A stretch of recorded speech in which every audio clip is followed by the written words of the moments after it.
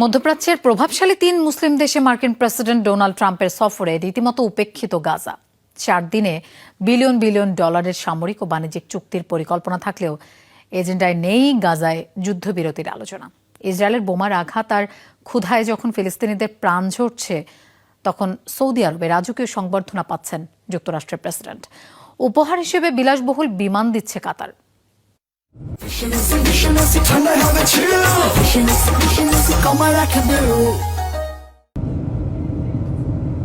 ৪ দিনের মধ্যপ্রাচ্য সফরে মার্কিন প্রেসিডেন্ট ডোনাল্ড ট্রাম্প প্রথম গন্তব্য সৌদি আরবে পৌঁছেই পেয়েছেন রাজকীয় অভ্যর্থনা।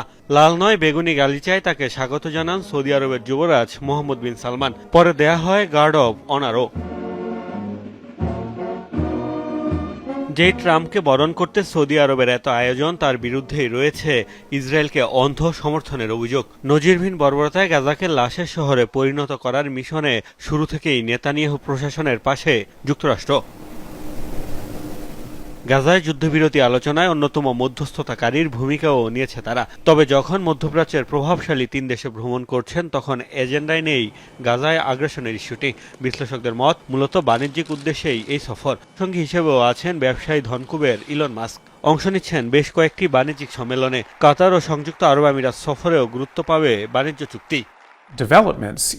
তিনি যে ৩ দেশ সফর করেছেন, প্রতিটিতেই তার আবাসিক প্রকল্প কিংবা গলফ কোর্স প্রকল্প রয়েছে। অর্থাৎ ৩ দেশেই তার ব্যবসায়িক স্বার্থ রয়েছে। এই সফরে এমন অনেক সরকারি সিদ্ধান্ত আসতে পারে যা তার এইসব প্রকল্পকে প্রভাবিত করতে পারে। গাজায় যখন এক টুকরো রুটির জন্য হাহাকার, তখন ইসরায়েলি আগ্রাসনের সহযোগী ট্রাম্পকে বিলাসবহুল বিমান উপহার দেওয়ার সিদ্ধান্ত নিয়েছে কাতার। গাজা পরিস্থিতি উপেক্ষা করে মুসলিম দেশগুলোর যুক্তরাষ্ট্রকে খুশি করার এমন পদক্ষেপে তীব্র সমালোচনা চলছে নেট দুনিয়ায়। মোস্তফা মাহমুদ, যমুনা।